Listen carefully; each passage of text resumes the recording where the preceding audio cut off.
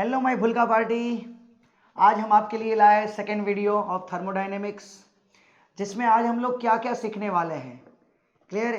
जिसमें बेसिकली हम लोग सीखने वाले हैं एक्सपांसन के बारे में, thermal expansion, types of thermal expansion, solid, liquid और गैसेस में कैसे कैसे एक्सपांसन होते हैं, उनके रिलेटेड हम लोग थोड़ी थियरीज देखेंगे, थोड़े उसके कोई चैप्टर्स के साथ रिलेशन देखेंगे और एक दो सम्स करेंगे और आपको कंसेप्ट करवाऊंगा।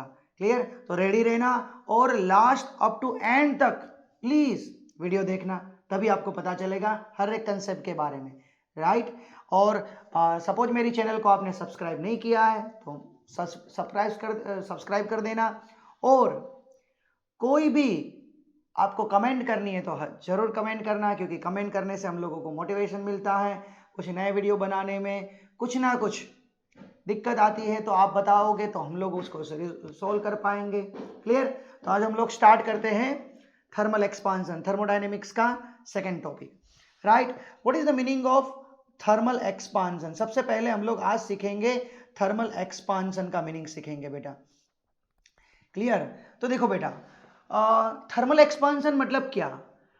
जब भी कोई मैटर को हम लोग हीट एनर्जी दे अप्लाई करेंगे तो ऑलरेडी उसके मॉलिक्यूल्स के पास एनर्जी होती है बेटा, उसके पास ऑलरेडी एनर्जी होती है। बट वो उससे होगा क्या बेटा, कि वो जो पार्टिकल है वो ऑसिलेट करता होगा बेटा। क्लियर? और जब हम लोग एनर्जी देंगे तो वो ज्यादा ऑसिलेट करेगा, मतलब separation between the two molecules, दो मॉलिक्यूल्स के बीच का जो डिस्टेंस होगा वो बढ़ जाएगा। उसके हिसाब से उसकी साइज या लेंथ या एरिया या वॉल्यूम उसका इंक्रीज होगा। क्लियर? इस फिनोमिना को बोलते हैं हम लोग थर्मल एक्सपांसन। जब भी हम लोग हीट देते हैं किसको, मैटर को, तब उसका स्टेट चेंज नहीं होता है। फिर से मैं बोल रहा हूं, स्टेट चेंज नहीं होता है, only expands in size. Clear? Is known as a thermal expansion. Solid के अंदर ये थर्मल एक्सपांसन कम होता है और गैसेस के अंदर सबसे ज्यादा होता है। क्लियर? तो सबसे पहले हम लोग सॉलिड का थर्मल एक्सपांसन देखेंगे। Clear?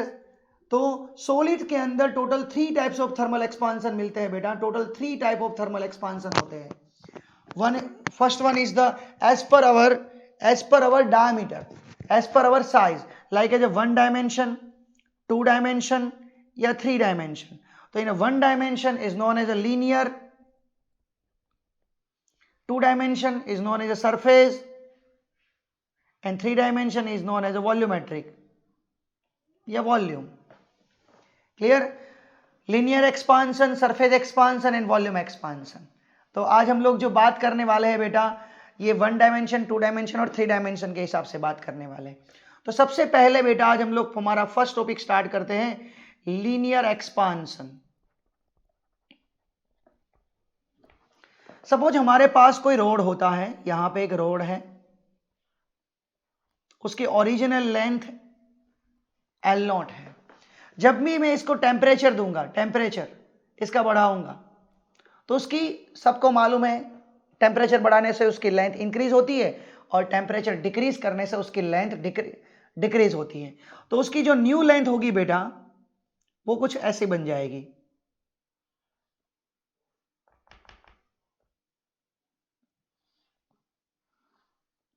Right?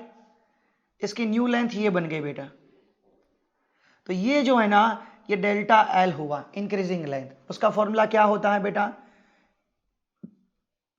original length alpha delta t, where alpha is known as a coefficient of linear expansion. Right? What is the meaning of delta t? Change in temperature. कोई इसको delta theta भी लिखेगा, meaning both are same. Clear? Original length है delta L. तो what is the new length? What is the new length? New length कितनी मिलेगी बेटा? Clear? तो new length L is equal to L0 plus delta L। तो L0 plus what is the delta L? L0 alpha delta T। It's L0 1 plus alpha delta T। तो ये new length मिली, मतलब temperature बढ़ने से linear expansion में इसका जो formula है, इसका जो कंसेप्ट है ये है। मेनली हम लोग इस चीज को याद रखेंगे, delta L is equal to L not alpha delta T. Same to same बेटा टू डायमेंशन में हम लोगों ने बोला कि सरफेस, तो टू डायमेंशन में एरिया इंक्रीज होता है बेटा, तो उसी का फॉर्मूला यही होगा, एरिया टू डायमेंशन है इसलिए दो साइज यानी कि 2 अल्फा होगा बेटा। तो 2 अल्फा इसका सिंपल एक अलग सा मैं नाम दे देता हूं, तो इसको हम लोग बोलेंगे beta delta T, right. Same formula है, where beta is equal to 2 alpha. कोई 3 डायमेंशन ऑब्जेक्ट है, क्लियर, सपोज हमारे पास क्यूब है, क्लियर, तो उसके अंदर तीनों साइज एक्सपांस होगी, तो हम लोग उसके अंदर बोलेंगे delta V is equal to V not, 3 side तो 3 alpha delta T, that means delta V is equal to, इसको हम लोग गामा बोलेंगे बेटा, क्लियर, इजी आसान फॉर्मूला में लिख रहा हूं, gamma V not delta T, where gamma is equal to 3 alpha. यानी कि हम लोगों को 3 कोफिशिएंट मिले, ये वॉल्यूम कोफिशिएंट ऑफ टेम्परेचर है, beta is the surface coefficient of temperature है।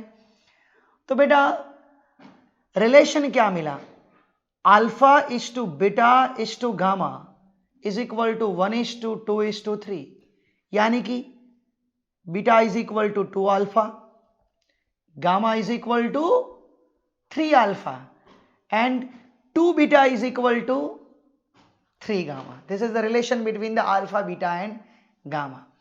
Clear? ये तीनों का रिलेशन है, इस तरीके से हम लोगों को याद रखना है।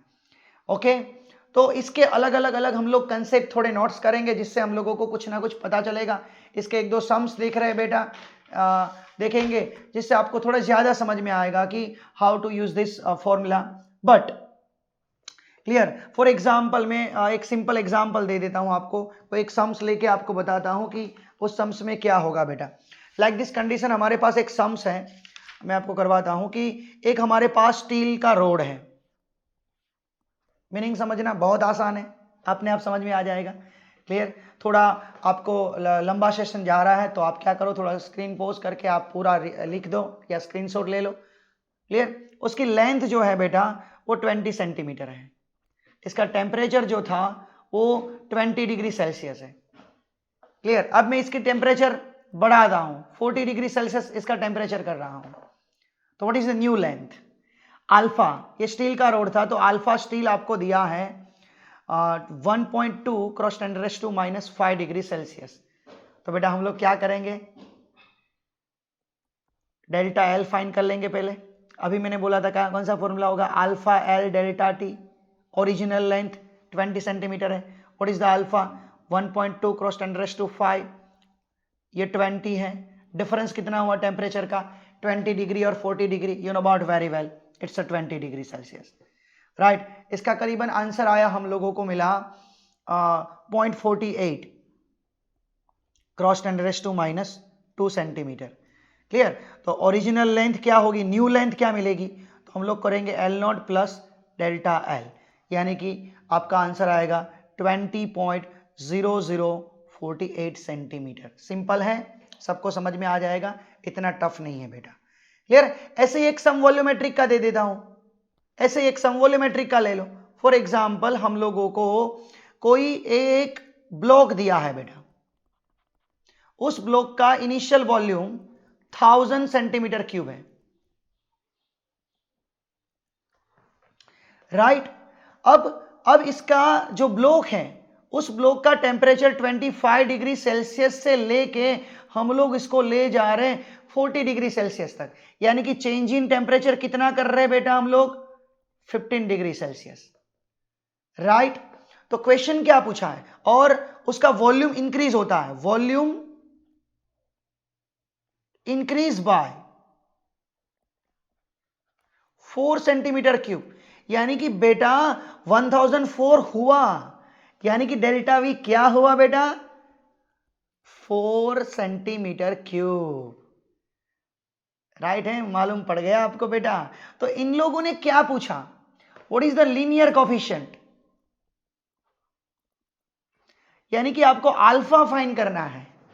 तो हम लोग पहले फाइंड करेंगे गामा, गामा से फाइंड करेंगे अल्फा। कैसे, तो मैं कैलकुलेशन नहीं करूंगा, कैलकुलेशन आपको करना है बेटा। Delta V is equal to gamma V delta T, this is the initial volume. Okay बेटा, इससे हम लोग गामा फाइंड करेंगे।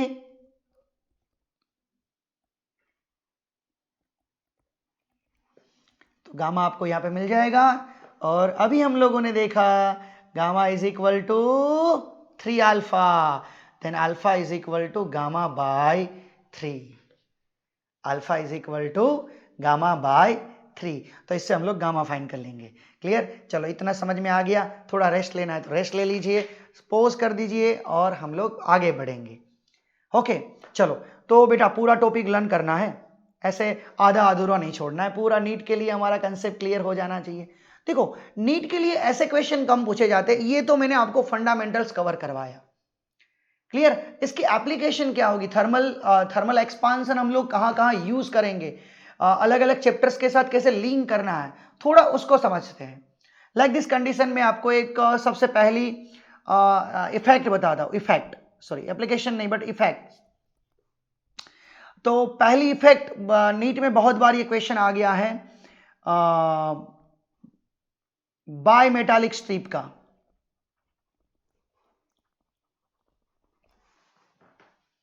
मतलब दो मटेरियल की स्ट्रिप बनाते हैं और उसको बैंड करते हैं। तो उसमें ऐसा क्वेश्चन गया था कि वो जब बैंड करते हैं तो अंदर की साइज कौन सा मटेरियल रखना चाहिए और आउटर साइड कौन सा मटेरियल रखना चाहिए। लाइक एज मैं थोड़ा आपको एक क्वेश्चन बोल देता हूं कि कॉपर का अल्फा, सिंपल बात है, आयन से ज्यादा होता है। मतलब सेम इलेक्ट्रिसिटी में जितना करंट जल्दी बहता है ना जो जो मटेरियल में, वैसे उसी मटेरियल में टेम्परेचर भी इजीली मूव होता है। क्लियर, तो कॉपर का रेजिस्टेंस सबसे कम है, तो temperature resistance of the copper is also low, उसमें जल्दी से हीट का फ्लो ज्यादा होगा बेटा। क्लियर, तो हमारे पास दो मटेरियल लिया जाता है, इसको हम लोगों को बैंड करना है बेटा। क्या करना है, इसको हम लोगों को बैंड करना है। कहां जा रहा है तू, रुक जा बेटा। क्लियर, तो ये कॉपर और ये, देखो अब आउटर साइड, सिंपल बात है, इस रिंग को मैं ऐसे करना है तो आउटर साइड की लेंथ ज्यादा बढ़ेगी, इनर की कम बढ़ेगी। मतलब हम लोगों को ऐसे चूज करना होगा कि ऊपर वाला जो है ना उसका अल्फा ज्यादा होगा, नीचे वाला का अल्फा कम होगा। इसलिए बेटा ये कॉपर जो है ना यहां पे रखेंगे, राइट, और यहां पे रखेंगे बेटा आयन को। ये बहुत इंपॉर्टेंट पॉइंट्स है। चलो दूसरा हम लोग एक कंसेप्ट ले जा रहे हैं सिंपल पेंडुलम में।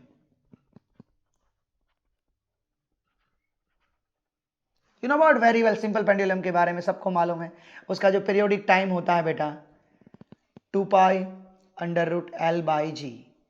सपोज हम लोग जो सिंपल पेंडुलम होता है बेटा उसका ये जो वायर है वो मेटल का ले रहे हैं, ये जो वायर है हम लोग मेटल का ले रहे हैं।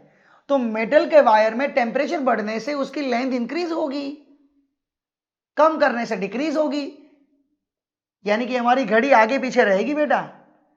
क्लियर, समझ में आ गया ना। सपोज टेम्परेचर बढ़ेगा तो लेंथ बढ़ेगी, लेंथ बढ़ेगा तो पीरियोडिक टाइम बढ़ेगा। अब पीरियोडिक टाइम बढ़ेगा तो मतलब घड़ी वन ऑसिलेशन का टाइम बढ़ जाएगा, पीछे रह जाएगी घड़ी बेटा। ओके, तो इसका भी हम लोग चेंज देखें तो delta T, T is the periodic time, इधर डेल्टा टी बाई टी, ये भी कांस्टेंट है, जी भी कांस्टेंट है। तो you know about very well 1/2 delta L by L.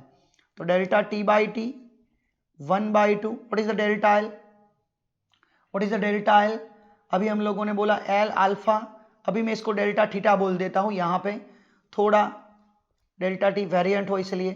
तो delta T is equal to 1/2 alpha delta theta into T. आपको कितना टाइम चेंज होगा उसका फॉर्मूला यहां पे आपको मिल जाएगा। क्लियर, यहाँ पे आप अल्फा मतलब वो तो आपको पता होता है, दिन में कितना टेम्परेचर इंक्रीज हुआ वो भी आपको मालूम होगा, और ओरिजिनल टेम्परेचर आपको सॉरी ओरिजिनल पीरियोडिक टाइम आपको मालूम है, तो उससे हम लोगों को टाइम में कितना डिफरेंस हुआ वो भी हम लोगों को इस फॉर्मूला से बेटा मिल जाएगा। क्लियर। सेकेंड वन, हम लोगों ने सॉलिड प्रॉपर्टीज ऑफ सॉलिड्स पढ़ा है 9 चैप्टर में। तो 9 चैप्टर में हम लोगों ने ये भी पढ़ा कि जब भी कोई रोड्स को हम लोग टेम्परेचर बढ़ाते हैं तो लेंथ बढ़ती है, तो लेंथ बढ़ती है तो अंदर स्ट्रेस और स्ट्रेन भी जनरेट होगा, और स्ट्रेस और स्ट्रेन का जो रेशियो होता है उसको हम लोग क्या बोलते हैं बेटा, यंग मॉड्यूलस। तो what is the meaning of young modulus? Stress upon strain, it's F by A upon delta L by L. किसी को याद नहीं होगा इसलिए मैंने ये फॉर्मूला लिखा पूरा। क्लियर। एफ एल अपॉन ए डेल्टा एल, और मैंने हमारा फेवरेट फॉर्मूला क्या होता है डेल्टा एल का बेटा, delta L is equal to, L को मेन बनाओ, F L by A Y. ये मेरा मेन फॉर्मूला है, मैं इस तरीके से याद रखता हूं डेल्टा एल का फॉर्मूला, आप भी इस तरीके से याद रखो। चैप्टर नंबर 9 का ये फॉर्मूला है बेटा। अब इसको हम लोग नोट डाउन करना बेटा। अब इसको हम लोग थोड़ा आगे बढ़ा दे तो क्या होगा, तो हमारे पास जब भी टेम्परेचर बढ़ेगा, जब भी टेम्परेचर बढ़ेगा तो delta L is equal to L alpha delta T, F L by A Y. तो एल एल कट हुआ तो एफ बाई ए को हम लोग स्ट्रेस भी बोल सकते हैं। क्लियर। तो F by A is equal to gamma alpha, not a gamma, it's a Young modulus. Okay, Young modulus alpha delta T, यानी कि स्ट्रेस मिला alpha delta T. This is known as a thermal stress, इसको हम लोग बोलेंगे thermal stress बोलेंगे। तो ये भी बहुत आसान है, आपको ये भी समझ में आ जाएगा बेटा। क्लियर। कंसेप्ट बहुत इजी है, इसके भी आप सम्स कर सकते हो और आगे बढ़ सकते हो। क्लियर। एक दो सम्स इनके देख लेते हैं। क्लियर। इसको कैसे कैलकुलेट किया जाता है बेटा, बहुत ज़्यादा दिक्कत तो नहीं आएगी। क्लियर। मैं क्वेश्चन आपको दे रहा हूं। फॉर एग्जाम्पल हमारे पास एक क्लॉक है। क्लियर। उस क्लॉक का करेक्ट टाइम जो होता है, करेक्ट टाइम पे उसका टेम्परेचर है वो 20 डिग्री सेल्सियस है, और उसका टेम्परेचर बढ़ के 40 डिग्री सेल्सियस हो जाता है। क्लियर। कोफिशिएंट आपको कोफिशिएंट दिया हुआ है 12 cross 10⁻⁻⁶ degree Celsius. Clear. Question पूछा है how much will it is gain और लॉस टाइम, कितना टाइम का लॉस या गेन होगा वो चेक करना था हम लोगों को। क्लियर। तो अभी हम लोगों ने फॉर्मूला पढ़ा डेल्टा टी बाई टी, याद नहीं आता है तो ऐसे याद करो। What is the delta L, L alpha delta theta, L L cut हुआ तो delta T is equal to 1/2 alpha delta theta into T. Alpha कितना है 12 क्रॉस 10⁻⁻⁶। क्लियर। उसके बाद बेटा डेल्टा थीटा कितना हुआ 40 - 20 इट्स 20, और टाइम कितना था, करेक्ट टाइम दिया था आपको, टाइम करेक्ट दिया था 24 आवर्स, मतलब तो 24 आवर्स। आपका आंसर जो होगा वो आवर्स में आएगा, उसको मल्टीप्लाई बाय 60 करोगे तो ये आंसर मिनट में आएगा, उसको मल्टीप्लाई बाय 60 करोगे तो ये आंसर आपका सेकंड में आएगा। उससे आपका आंसर आ रहा है सेकंड में आंसर मिल जाएगा। उसको डेज में कन्वर्ट करना है तो उल्टा करना होगा बेटा, डेज में कन्वर्ट करना है तो उल्टा करना होगा, आपको भी मालूम है डिवाइड करना होगा। क्लियर। तो यहां पे आंसर आ रहा है 10.3 second days. Same to same एक एग्जांपल दे रहा हूं आपको कि एक पूरा रोड है, उस रोड का लेंथ दे रखा है आपको 10 सेंटीमीटर, उसका एरिया दे रखा है बेटा 20 सेंटीमीटर स्क्वायर, उसका यंग मॉड्यूलस दे रखा है 7 क्रॉस 10⁻10 पास्कल। अब हम लोग इसको टेम्परेचर दे रहे हैं, जो टेम्परेचर है तो temperature increase by 5.1 degree Celsius, तो 5.1 डिग्री सेल्सियस हम लोग टेम्परेचर को राइज कर रहे हैं। क्लियर। तो क्वेश्चन क्या पूछा है कि इस रोड को कंप्लीट करने के लिए दोनों साइड से कितना फोर्स लगेगा टेम्परेचर बढ़ाने से। तो अभी हम लोगों ने थर्मल स्ट्रेस का फॉर्मूला क्या पढ़ा, young modulus alpha delta T. What is the young modulus, F by A, young modulus alpha delta T. अब इस एफ को बेटा मेन बना दो, आपके पास सारी वैल्यू हुए। यंग मॉड्यूलस अल्फा भी आपको दे रखा है, नहीं दिया तो मैं लिख देता हूं, alpha is equal to 2.4 cross 10⁻⁵ kelvin inverse. You know what very well कि चेंज इन टेम्परेचर सेल्सियस और केल्विन में सेम रहता है। यहाँ पे आप वैल्यू रखोगे, आपका आंसर आ जाएगा 1.7 क्रॉस 10⁻⁴ न्यूटन। क्लियर। और एक अच्छा वाला सम्स बेटा मैं करवाता हूं। क्लियर। ये सम्स एक बार नीट में बहुत बार पूछा गया था कि हमारे पास एक स्टील का रोड है और एक ब्रास का रोड है, दोनों का ब्रास भी दिया जाएगा, अल्फा दिया जाएगा, दोनों की लेंथ के बीच का जो डिफरेंस है ना वो है 5 सेंटीमीटर। क्वेश्चन देखना बेटा, अब दोनों का टेम्परेचर सेम इंक्रीज कर रहे हैं जिससे डिफरेंस वही का वही रहे, डिफरेंस वही का वही रहे। तो what is the length of L1 and L2, right. इसका मीनिंग दोनों में सेम टेम्परेचर इंक्रीज करते हैं, बाद में भी डिफरेंस 5 सेंटीमीटर ही है। दैट मीन्स क्या हुआ बेटा, सपोज ये देखो, ये 10 सेंटीमीटर है, ये दूसरा 5 सेंटीमीटर है, तो दोनों का डिफरेंस 5 हुआ। अब इसकी लेंथ इंक्रीज होके 15 हुई, तो इसकी लेंथ इंक्रीज होके 10 होनी चाहिए, यानी कि 15 माइनस 10 इट्स 10 आंसर आ जाएगा। तो बेटा एक सिंपल क्या बात हुई कि दोनों के अंदर डेल्टा एल सेम हुआ, यानी कि alpha L delta T, alpha L delta T. ये सॉरी ब्रास, और ये भी स्टील ये भी ब्रास, डेल्टा टी दोनों का सेम हुआ, तो आपको एक रिलेशन यहां से मिल जाएगा LS by LB, alpha B by alpha S. तो यहां पे एक रेशियो मिलेगा आपको कि LS is equal to how many LB, और यहां पे आपको दोनों का सब्ट्रैक्शन दिया हुआ है, और ये दोनों फॉर्मूला यूज करके आप LS और LB फाइंड कर सकते हो। क्लियर। तो ये भी बहुत इंपॉर्टेंट थिंग्स हुई बेटा। क्लियर। आप इस तरीके से इसको भी याद रखोगे जिससे आपका काम आसान हो। क्लियर। दूसरी बात, जब भी हम लोग टेम्परेचर इंक्रीज करते हैं बेटा, जब भी हम लोग टेम्परेचर इंक्रीज करते हैं, क्लियर, तो टेम्परेचर इंक्रीज करने से दो चीज मालूम पड़ती है, क्या कि वॉल्यूम इंक्रीज होता है, तो डेंसिटी का क्या होगा बेटा, ये समझना है। तो relation between density and temperature, देखो बेटा आसान कर देता हूं, बहुत आसान है, रो मास अपॉन वॉल्यूम, राइट। अब मैं इसका डेल्टा रो बाय रो ले रहा हूं, यानी कि डिफरेंशिएशन कर लो, ये है ना थोड़ा आसान हो जाएगा। तो डी बाई इसका डिफरेंशिएशन वी का करना होगा। तो देखो फिर से मैंने एक बात गलत कर दी, मैं इसका differentiation with respect to volume लूंगा,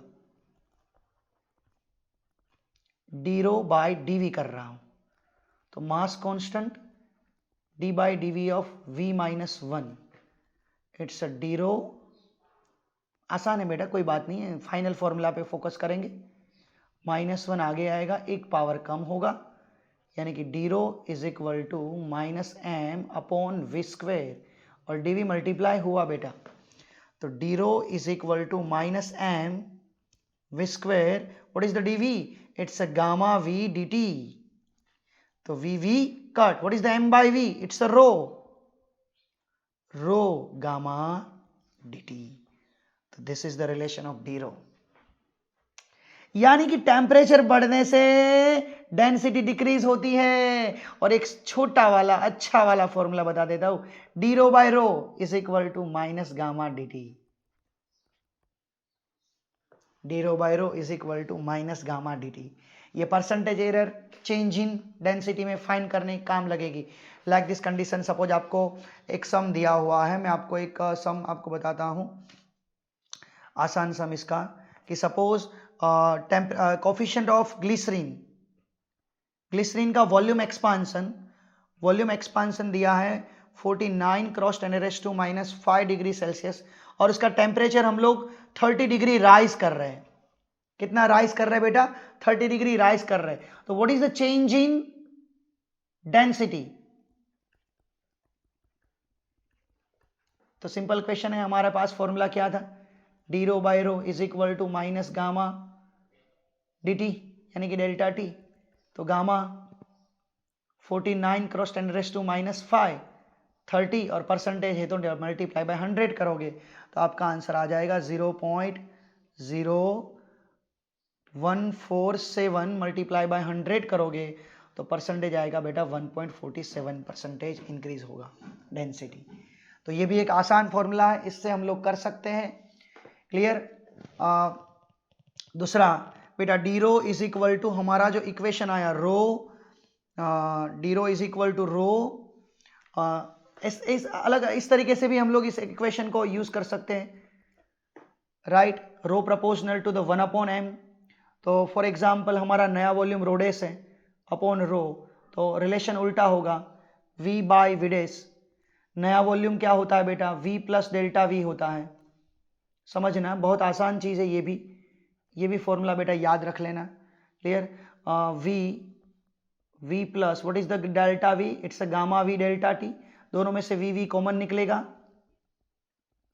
तो 1 plus gamma v delta t, यानी कि नया रोडेस जो होगा rho upon 1 plus gamma we delta T. ये वाला फॉर्मूला भी आपको काम लगेगा। क्लियर? यानी कि रो इज इक्वल टू रोडेस, ऐसे भी याद रख सकते हो, इसका उल्टा है। क्लियर? और इसके सम्स कैलकुलेट कर सकते हो बेटा।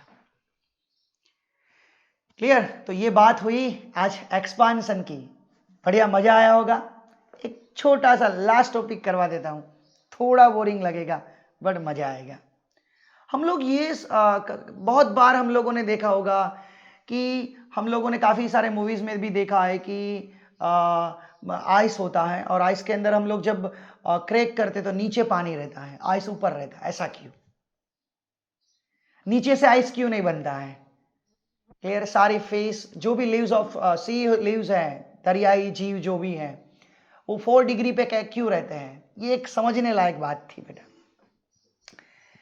इसका मैं एक कंसेप्ट बताता हूं। टेम्परेचर बढ़ाने से वॉल्यूम डिक्रीज होता है, अब वॉल्यूम इंक्रीज होता है तो डेंसिटी डिक्रीज होती है। तो same to same, temperature decrease करोगे वॉल्यूम डिक्रीज होगा, डेंसिटी इंक्रीज होगी। मैं भी आपको एक बात बता देता हूं। सपोज हम लोग आइस के ऊपर जा रहे हैं, मतलब हम लोग 10 डिग्री से लेके 0 डिग्री पे जा रहे हैं। हमारे पास अभी वाटर है वो 10 डिग्री पे है, वहां से हम लोग 0 डिग्री पे जा रहे हैं। तो हम लोग क्या कर रहे हैं? नोट डाउन करना कि टेम्परेचर को डिक्रीज कर रहे हैं, टेम्परेचर को डिक्रीज कर रहे हैं। तो बेटा टेम्परेचर डिक्रीज हो रहा है तो ये कंसेप्ट आएगा। अब देखो पानी है ये, राइट? ये पूरा पानी है, ओके? तो इस पानी के अंदर अब देखना, अब टेम्परेचर इंक्रीज हुआ बेटा, राइट? टेम्परेचर इंक्रीज हुआ। कंसेप्ट को समझना बेटा जल्दी से। तो यहां पे ये सारे मॉलिक्यूल्स है, वाटर मॉलिक्यूल्स है, सभी जगह पे वाटर मॉलिक्यूल्स है। यहाँ पे इतने दूर तो नहीं होते, बहुत नजदीक होता है। क्लियर? अब टेम्परेचर डिक्रीज हुआ, वॉल्यूम इंक्रीज हुआ, डेंसिटी इंक्रीज हुई। अबे बेटा डेंसिटी सपोज इंक्रीज होती है ना, तो भारी डेंसिटी कहां रहती है? नीचे रहती है। तो यहां पे सारे जो भारी डेंसिटी वाले होंगे वो यहां पे आ जाएंगे, हल्के ऊपर हो जाएंगे। ऐसे अभी मॉलिक्यूल्स का ट्रांसफर होना स्टार्ट हुआ और हीट ट्रांसफर हो रही है अभी between the surrounding and water. समझना बेटा। अब क्या होगा? सपोज ये होता ही जाएगा तो सारा नीचे मतलब 0 डिग्री तक यही काम होता गया, वो होगा क्या बेटा? सारा आइस नीचे चला जाएगा, नीचे से आइस बनता होगा? नहीं, कुछ भगवान ने भी हमारे लिए कुछ रखा है। क्या? उसने एनामलस एक्सपांसन की बात की। एनामलस एक्सपांसन मतलब 4 डिग्री तक ये होता है, 10 डिग्री से 4 डिग्री तक, बट 4 डिग्री से 0 डिग्री सेल्सियस पे ये एक्सपांसन नहीं होता, अनामलस एक्सपांसन होता है तब वहां पे टेम्परेचर बढ़ने से डेंसिटी भी बढ़ेगी, यानी कि 4 डिग्री से लेके 0 डिग्री तक, 4 डिग्री से लेके 0 डिग्री तक डेंसिटी बढ़ेगी। क्लियर? अरे डिक्रीज करेंगे तो डिक्रीज होगी, 4 डिग्री से 0 डिग्री यानी कि डिक्रीज करेंगे तो डेंसिटी डिक्रीज होगी, यानी कि ऊपर वाली डेंसिटी डिक्रीज होने से यहां पे ऊपर वाले जो मॉलिक्यूल्स हैं, ऊपर वाले जो मॉलिक्यूल्स हैं वहां पे बेटा आइस बनेगा। 0 डिग्री यहां पे, ये तो 4 डिग्री है, यहां तक 0 डिग्री बना, ये सब कुछ 0 डिग्री पे है, मतलब बाहर का टेम्परेचर 0 डिग्री हो गया, 4 डिग्री हो गया, हीट ट्रांसफर होना स्टार्ट होगा तो यहां पे भी जितने भी लीव्स हैं, जितने भी जीव हैं वो हीट ट्रांसफर करेंगे, उसको थोड़ी बहुत हीट मिलती रहेगी। ओके, और पानी जो है वो नीचे रहेगा, आइस ऊपर रहेगा। This is the anomalous expansion.